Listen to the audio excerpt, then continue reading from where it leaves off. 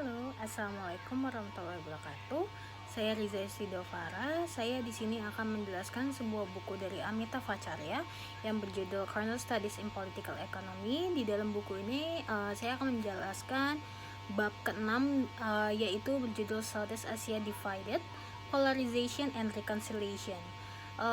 Pada periode 1979 dan 1991 terdapat sebuah fase khas dalam sejarah Asia Tenggara modern. Krisis yang terjadi kemudian dapat melihat polarisasi menjadi dua bagian, yaitu kelompok antagonis yang diwakili oleh ASEAN dan yang lainnya adalah 3 negara Indochina yang dipimpin oleh Vietnam. Ketika persaingan antara kedua kelompok ini semakin insentif, konsep regionalisme ASEAN ditentang oleh Vietnam yang menjadikan Indochina sebagai unit strategis tunggal. Dan konflik regional di Asia Tenggara ini mencerminkan sebuah perubahan dalam lingkungan keamanan internasional, terutama jatuhnya negara adik kuasa dan munculnya Perang Dunia Kedua.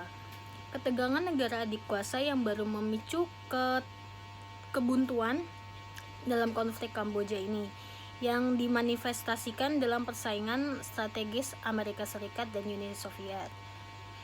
Yang sebagian diantaranya dimainkan dalam bentuk kompetisi angkatan laut di Pasifik.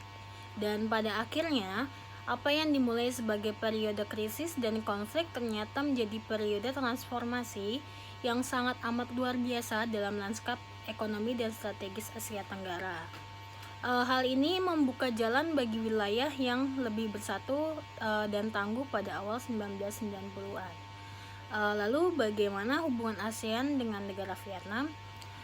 Terbentuknya kecurigaan yang telah dirasakan oleh negara-negara pembentuk ASEAN kepada Vietnam dikarenakan Vietnam adalah sebuah negara yang komunis dan yang menyebabkan sebuah major konflik di dalam Asia Tenggara tersebut adalah sebuah konflik yang ada terjadi di Kamboja atau Kamboja. Masalah ini terjadi di dalam negara Kamboja, namun terdapat beberapa aktor yang ikut campur dalam hal ini, yaitu Vietnam, Uni Soviet, dan negara-negara Asia Tenggara lainnya. Konflik ini telah dipicu oleh politik domestik yang ada di Kamboja. Rezim yang lebih ke pro-barat telah dijatuhkan oleh para komunis pada tahun 75-an, dan kemudian mereka memiliki partai komunis, yaitu Partai Khmer-Rouge.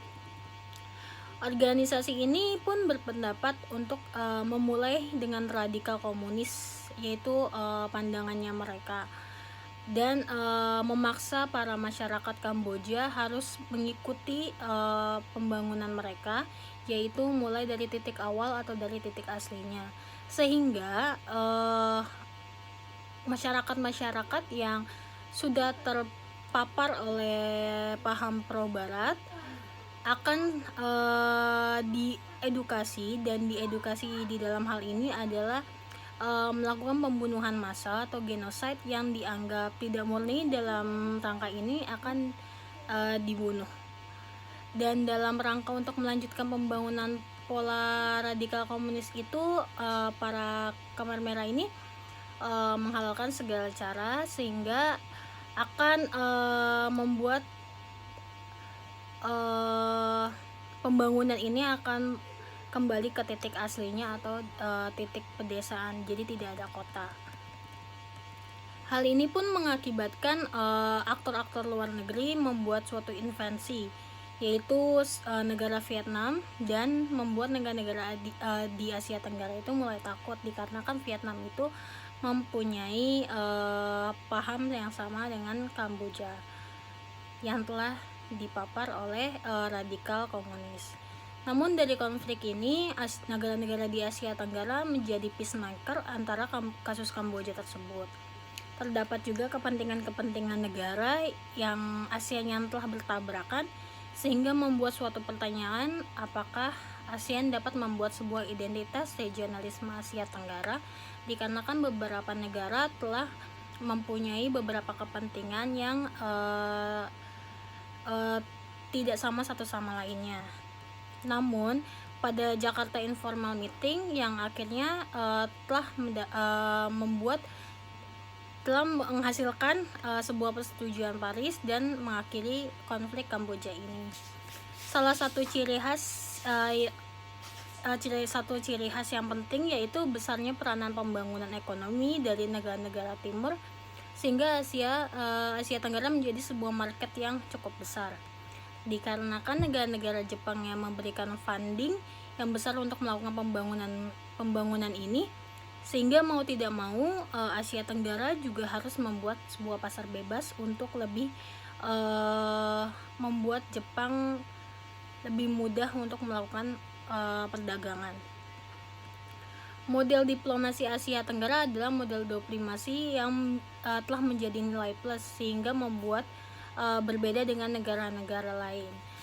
Nah, yaitu The ASEAN Way. The ASEAN Way ini para pemimpin Asia Tenggara jika ingin melakukan sebuah permasalahan dengan menggunakan budaya atau pendekatan secara informal terlebih dahulu.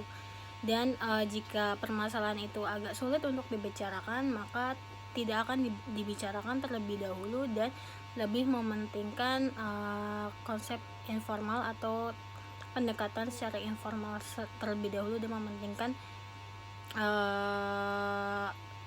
kebudayaan atau persaudaraan.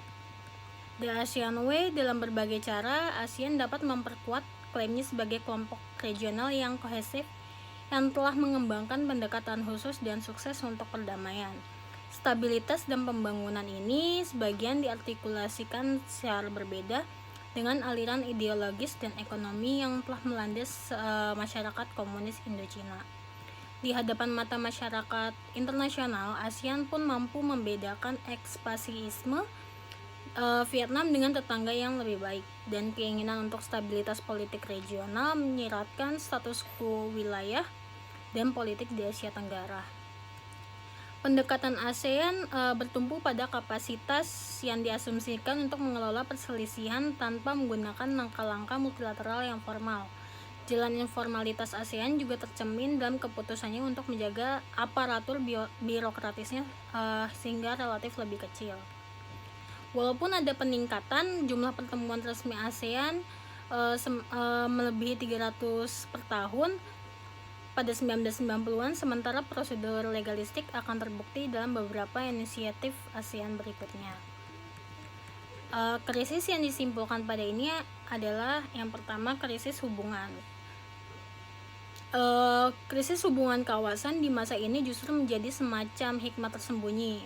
Akibatnya memberikan negara-negara ASEAN semacam kesatuan dan tujuan yang baru, sehingga membuat mereka menjadi lebih mengerti betapa pentingnya untuk bertindak secara bersama-sama.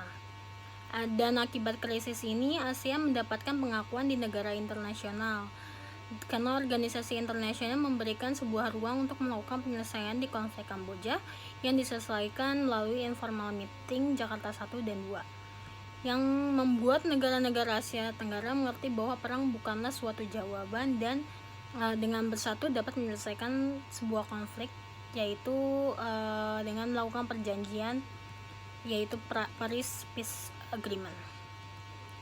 Dan yang ketiga adalah krisis membuat keyakinan di negara-negara Asia Tenggara bahwa jika ingin melakukan pembangunan maka haruslah mementingkan pembangunan ekonomi terlebih dahulu. Itu adalah poin-poin yang ada di bab 6. Terima kasih. Assalamualaikum warahmatullahi wabarakatuh.